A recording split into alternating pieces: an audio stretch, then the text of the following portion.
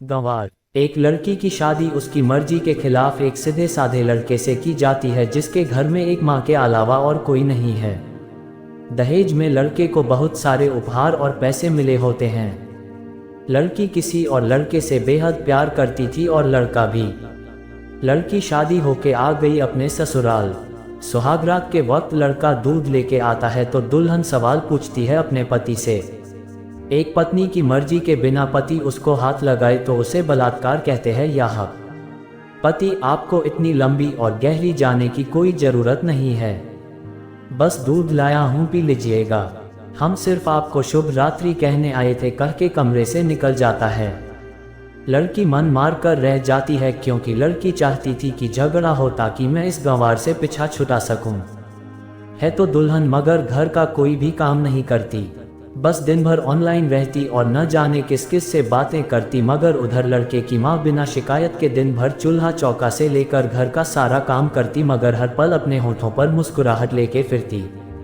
लड़का एक कंपनी में छोटा सा मुलाजिम है और बेहद ही मेहनती और ईमानदार। करीब महीने भर बीत गए मगर पति पत्नी अब तक साथ नहीं सोए।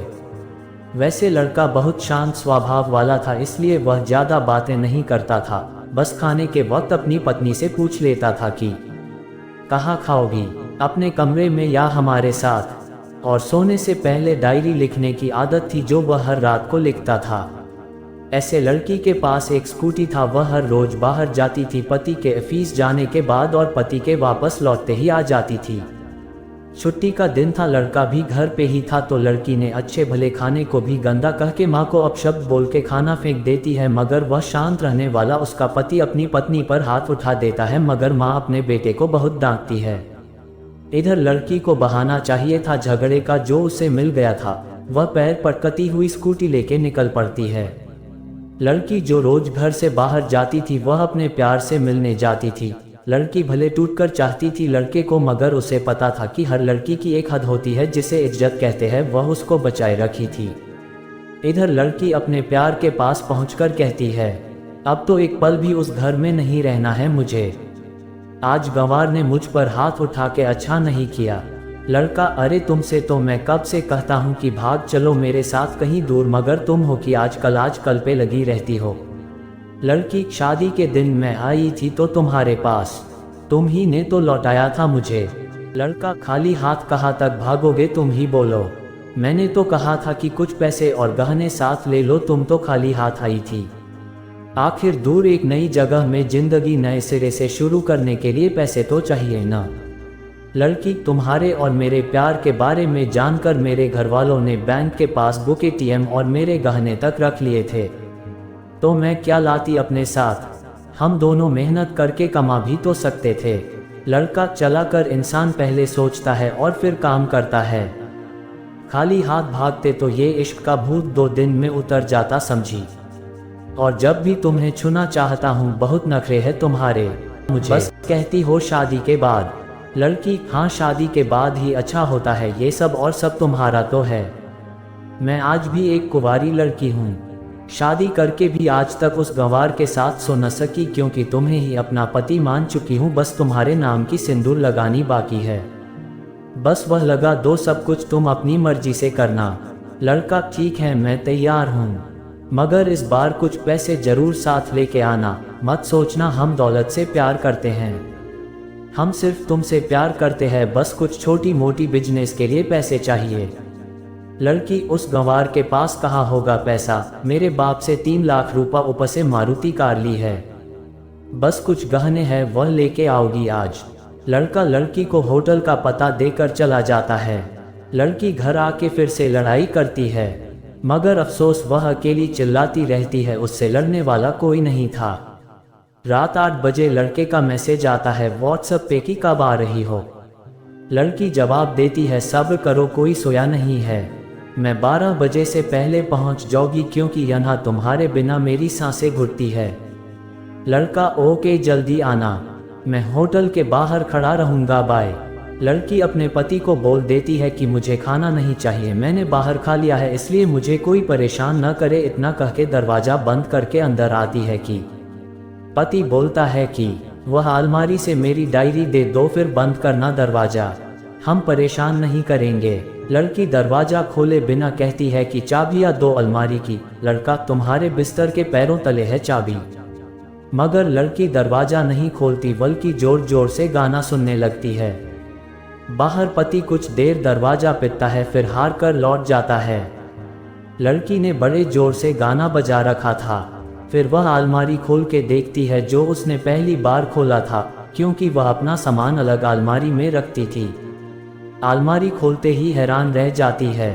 अलमारी में उसके अपने पासबुक एटीएम कार्ड थे जो उसके घर वालों ने छीन के रखे थे। खोल के चेक किया तो उसमें वह पैसे भी थे जो दहेज में लड़के को मिले थे, और बहुत सारे गहने भी जो एक पेपर के साथ थे और उसकी मिल्कियत लड़की के नाम थी। लड़की बेहद हैरान और परेशान थी। फिर उसकी नज़र डायरी में पड़ती है और वह जल्दी से वह डायरी निकाल के पढ़ने लगती है। लिखा था, तुम्हारे पापा ने एक दिन मेरी माँ की जान बचाई थी अपना खून देकर। मैं अपनी माँ से बेहद प्यार करता हूँ, इसलिए मैंने झूठ कर आपके पापा को प्रणाम करके कहा कि आपका ये अनमोल एहसान कभी नहीं भूलूंगा। कुछ दिन बाद आपके पापा हमारे घर आए हमारे तुम्हारे रिश्ते की बात लेकर, मगर उन्होंने आपकी हर बात बताई हमें कि आप एक लड़के से बेहद प्यार करती हो। आपके पापा आपकी खुशी चाहते थे, इसलिए वह पहले लड़के को जानना चाहते थे। आखिर आप अपने पापा की प्रिंसेस जो थी, और हर बाप अपने प्रिंसेस के लिए एक अच्छा ईमानदार प्रिंस चाहता है। आपके पापा ने खोज करके पता लगाया कि वह लड़का बहुत सी लड़की को धोखा दे चुका है और पहली शादी भी हो चुकी है, पर आपको बता न सके क्योंकि उन्हें पता था कि ये जो इश्क का नशा है वह हमेशा अपनों को गैर और गैर को अपना समझता है। एक बाप के मुंह से एक बेटी की कहानी सुनकर मैं अचंभित हो गया। हर बाप यहाँ तक शायद ही सोचे। मुझे यकीन हो गया था कि एक अच्छा पति होने का सम्मान मिले न मिले, मगर एक दामाद होने की इज्जत मैं हमेशा पा सकता हूँ। मुझे दहेज में मिले सारे पैसे मैंने तुम्हारे अकाउंट में कर दिए, और तुम्हारे घर से मिली गाड़ी आज भी तुम्हारे घर पे है, जो मैंने इसलिए भेजी ताकि जब तुम्हें मुझसे प्यार हो जाए तो साथ चलेंगे कहीं दूर घूमने। दहेज, इस नाम से नफरत है मुझे, क्योंकि मैंने ई दहेज में अपनी बहन और बाप को खोया है। मेरे बाप के अंतिम शब्द भी यही थे कि किसी बेटी के बाप से कभी एक रुपया न लेना, मर्द हो तो कमा के खिलाना, तुम आज़ाद हो कहीं भी जा सकती हो। डायरी के बीच पन्नों पर तलाक की पेपर है जिन्हें मैंने पहले ही साइन कर दिया है। जब तुम्हें लगे कि अब इस गंवार के साथ नहीं रखना है तो साइन करके कहीं भी अपनी सारी चीजें लेके जा सकती हो। लड़की हैरान थी, परेशान थी। न चाहते हुए भी गंवार के शब्दों ने दिल को छुआ था। न चाहते हुए भी गंवार के अनदेखे प्यार को महसूस करके पलकें नम हुई थी। आगे लिखा था, मैंने तुम्हें इसलिए मारा क्योंकि आपने माँ को गाली दी, और जो बेटा खुद के आगे माँ की बेइज्जती होते सहन कर जाए, फिर वह बेटा कैसा। कल आपके भी बच्चे होंगे, चाहे किसी के साथ भी हो, तब महसूस होगी माँ की महानता और प्यार। आपको दुल्हन बना के हमसफर बनाने लाया हूँ, जबरदस्ती करने नहीं। जब प्यार हो जाए तो भरपूर वसूल कर लूँगा आपसे। आपके हर गुस्ताखी का बदला हम शिद्दत से लेंगे हम आपसे। गर आप मेरी हुई तो बेपनाह मोहब्बत करके किसी और की हुई तो आपके हक में दुआएं मांग के। लड़की का फ़ोन बज रहा था जो वाइब्रेशन मोड पे था। लड़की अब दुल्हन बन चुकी थी। पलकों से आंसू गिर रहे थे। सिसकते हुए मोबाइल से पहले सिम निकाल के तोड़ा, फिर सारा सामान जैसा था वैसे रख के न जाने कब सो गई पता नहीं चला।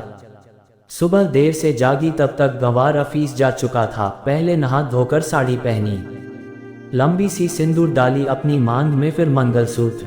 जबकि पहले एक टीकी जैसी साइड पे सिंदूर लगाती थी ताकि कोई लड़का ध्यान न दे, मगर आज 10 किलोमीटर से भी दिखाई दे ऐसी लंबी और गाढ़ी सिंदूर लगाई थी दुल्हन ने। फिर किचन में जाके सासू माँ को जबरदस्ती कमरे में लेके तैयार होने को कहती है और अपने गंवार पति के लिए थोड़े नमकीन, थोड़े हलवे और चाय बना के अपनी स्कूटी में सासू माँ को जबरदस्ती बिठाकर, जबकि कुछ पता ही नहीं है उनको कि बहू आज मुझे कहाँ ले जा रही है, बस बैठ जाती है। फिर रास्ते में सासू माँ को पति के ऑफिस का पता पूछकर ऑफिस पहुँच जाती है। पति हैरान रह जाता है पत्नी को इस हालत में देखकर। पति, सब ठीक तो है ना माँ? मगर माँ बोलती इससे पहले पत्नी गले लगाकर कहती है कि अब सब ठीक है, I love you forever. Office के लोग सब खड़े हो जाते हैं तो दुल्हन कहती है कि मैं इनकी धर्मपत्नी हूँ।